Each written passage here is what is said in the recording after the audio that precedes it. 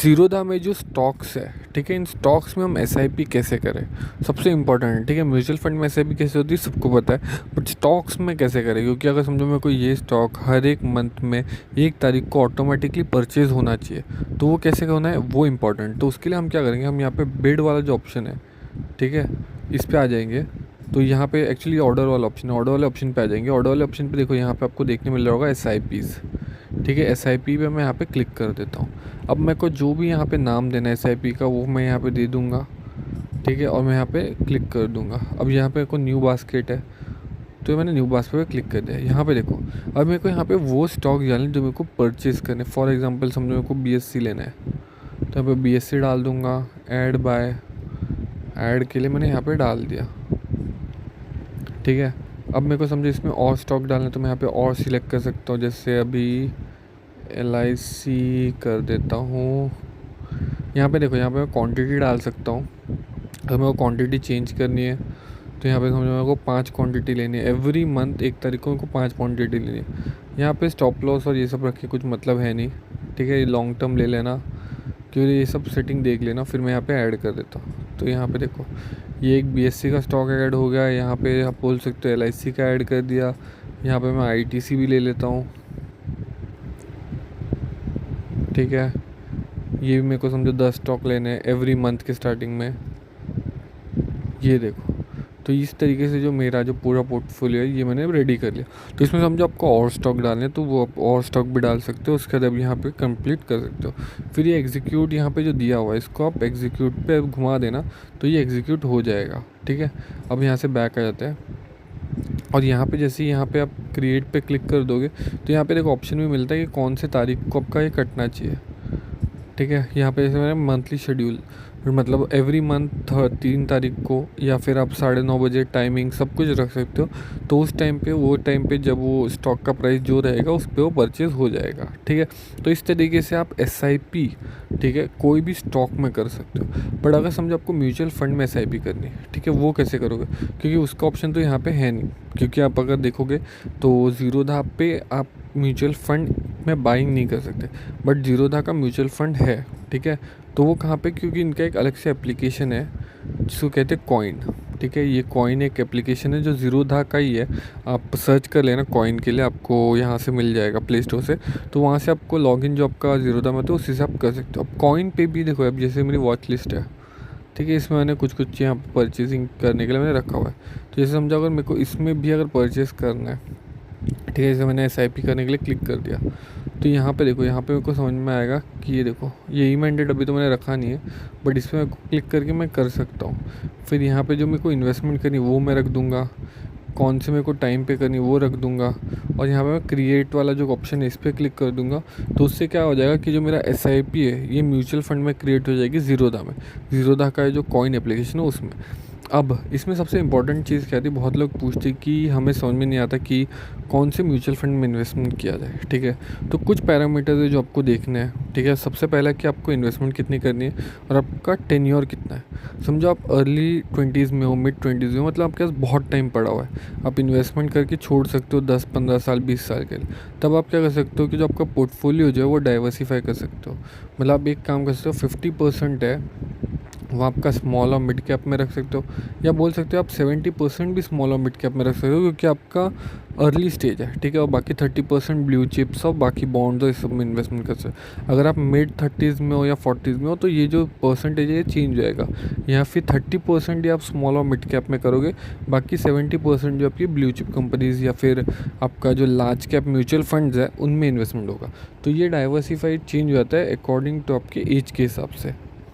बहुत लोग ये पूछते हैं कि SIP करनी चाहिए या फिर लमसम इन्वेस्टमेंट करनी चाहिए। तो मैं आपको सजेस्ट करूँगा कि देखो, मतलब मैं तो दोनों करता हूँ, मैं SIP भी करता हूँ, लमसम भी करता हूँ। बट स्पेसिफिकली अगर मैं आपको बताऊँ तो आपको SIP के लिए जाना चाहिए। क्योंकि क्या होगा, जैसे अभी मार्केट गिर रहा है, ठीक है, अगर किसी ने लमसम इन्वेस्टमेंट कर दिया और मार्केट गिरता है तो वो गिरता चला जाएगा। ठीक है, उनका जो इन्वेस्टमेंट है वो गिरता चलाएगा।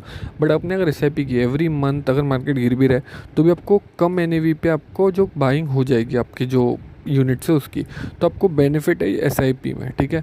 मैं लमसम मैं करता हूँ, बट मैं कभी कभार करता हूँ, तो आपको मैं सजेस्ट करूँगा कि आपको एसआईपी के लिए जाना चाहिए। अब इसमें देखो, इसमें ऑटो डेबिट का भी ऑप्शन आ ही जाता है। यहाँ पे अगर मैं एसआईपी पे क्लिक करूँ तो ये देखो, तो यहाँ पे आपको इंक्रीमेंटल, यहाँ पे इनिशियल इन्वेस्ट देखने आपको मिल रहा है, इनिशियल इन्वेस्टमेंट, इंस्टॉलमेंट इन्वेस्टमेंट आपको क्या करना है, वीकली करना है, मंथली करना है, फिर ये इंक्रीमेंटल, ठीक है। इंक्रीमेंटल मतलब क्या, जैसे स्टेप अप एसआईपी होती है, तो वो भी ऑप्शन इन्होंने पहले ही दे दिया है कि ये ऑटोमेटिकली स्टेप अप एसआईपी बन जाएगा, ये एवरी ईयर, ठीक है। 10% अगर आप यहाँ पे कर रहे हो तो 10% से ये एवरी ईयर बढ़ता चला जाएगा, ठीक है। बट ये कब होगा, यहाँ पे आपको आइडिया मिलेगी 1 साल के बाद स्टेप अप एसआईपी में परसेंटेज बढ़ जाते हैं, और ये ऑटो डेबिट होता है, ठीक है। आपको ज़रूरी नहीं है बार बार जाके वहाँ पे बाइंग करने की। आप एक बार आपने बाय कर लिया, ऑटो डेबिट आपने ऑन कर दिया, ई मैंडेट दे दिया, तो ऑटोमेटिकली आपके अकाउंट से पैसा कटते हो, इन्वेस्टमेंट होती जाएगी, ठीक है। तो ऑटो डेबिट का ऑप्शन है, और उसमें जाके आप एडिट भी कर सकते हो, और आपको चाहिए तो आपको मतलब आपको और इन्वेस्टमेंट करनी है तो उसके लिए आप एक और एसआईपी भी चालू कर सकते हो, ठीक है। मतलब 5,000 की आपकी एसआईपी चल रही है, आपको समझो और 3,000 बढ़ाएं तो 3,000 की आप अलग से एसआईपी कर देना, ठीक है। तो आप ये भी वहाँ पे कर सकते हो। इसमें बहुत लोगों का एक सवाल होता है कि क्या एसआईपी से, ठीक है, हम करोड़पति बन सकते हैं। तो इसका जवाब है हाँ, क्यों नहीं। तो उसके लिए हम क्या करेंगे, हम एक यहाँ पे कैलकुलेटर है, ठीक है, हम ये कैलकुलेटर पे आ गए, तो हम यहाँ पे एक बेसिक कैलकुलेशन ले लेते हैं। समझो आपका 10,000 की आप एसआईपी कर रहे हो, ठीक है, और आपके पास टेन्योर है 20 साल का, और आपको समझो 18 कर दिया, 20 करना था, ठीक है, और एवरेज आपको 15% का रिटर्न मिल गया। तो यहाँ पे आपको देखने मिल रहा होगा कि आपका 1.33 करोड़ का पोर्टफोलियो बन जाता है। और इसमें तो मैंने सिर्फ नॉर्मल एसआईपी की हुई है। अब ये थोड़े टाइम पहले हमने देखा स्टेप अप एसआईपी कैसे करनी है, 10% से इंक्रीमेंट कैसे करना है। तो उसमें क्या होगा कि इसमें तो ये अमाउंट जो है बढ़ती चली जाएगी, तो उसके कारण क्या होगा, आपका कॉर्पस भी नेक्स्ट लेवल बढ़ेगा, क्योंकि स्टेप अप एसआईपी से बहुत नेक्स्ट लेवल आपका पैसा बनता है, ठीक है। बट वो कब बढ़ेगा, जब आपका स्टेप अप एसआईपी चालू रहेगा। तो स्टेप अप एसआईपी करना बहुत बहुत बहुत ज़्यादा इंपॉर्टेंट होता है।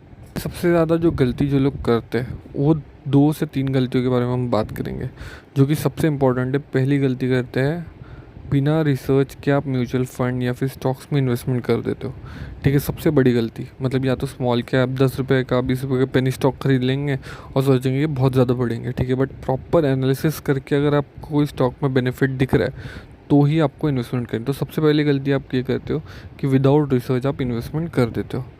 गलती वो है इनकंसिस्टेंट इन्वेस्टमेंट, मतलब आपने सोचा ये मैंने अपनी इन्वेस्टमेंट कर दी, अगली 3-4 महीने अपनी इन्वेस्टमेंट ही नहीं की, फिर अपनी इन्वेस्टमेंट की, फिर 3-4 महीने इन्वेस्टमेंट नहीं की। ये होती है इनकंसिस्टेंट इन्वेस्टमेंट, जिसके कारण लॉस क्या होता है कि आपका जो एक प्रॉपर तरीके से जो यूनिट्स परचेज हो सकते थे एवरी मंथ, वो नहीं होते। इसी के कारण एसआईपी करना ज़्यादा बेटर होता है, ताकि सिस्टमेटिकली आपका पैसा कट के इन्वेस्टमेंट होती रहे, ठीक है। ताकि अगर आपको याद भी नहीं है तो भी आपका पैसा कट के आपको इन्वेस्टमेंट हो, वरना अगर मैनुअली करना पड़ेगा तो फिर वो होना बहुत मुश्किल होता है, ठीक है। तो ये है इनकंसिस्टेंट इन्वेस्टमेंट। और जो तीसरी गलती, ठीक है, जो सबसे ज़्यादा लोग को सबसे बहुत ही इजीली कर लेते, वो होते हैं टाइम ही नहीं देते, ठीक है। मतलब क्या करते हैं, आपने एक बार स्टॉक परचेस कर लिया, थोड़ा वो बढ़ गया, ठीक है, डबल हो गया, आप सेल करके उसका कुछ ना कुछ यूज़ कर लेते हो पैसे का, ठीक है। फिर वापस आप थोड़े टाइम बाद कोई और स्टॉक परचेस करते हो, फिर आप सेल करते हो। तो बाय सेल आप करते रहते हो लाइफ टाइम के लिए। बट वहीं पे अगर आप एक ही स्टॉक में, जैसे मैंने आपको बताया बजाज फाइनेंस का स्टॉक जब 10 से 15 रुपये था, उन्होंने किसी ने बाय किया होगा, वो ऑलमोस्ट अभी 14-15 साल हो गए रहेंगे उन्होंने वो स्टॉक होल्ड किया हुआ है, ठीक है। तभी उनको इतना ग्रोथ दिखा। बाय और सेल करते रहेंगे तो उनको ग्रोथ नहीं दिखेगा। तो टाइम देना बहुत इंपॉर्टेंट है, मतलब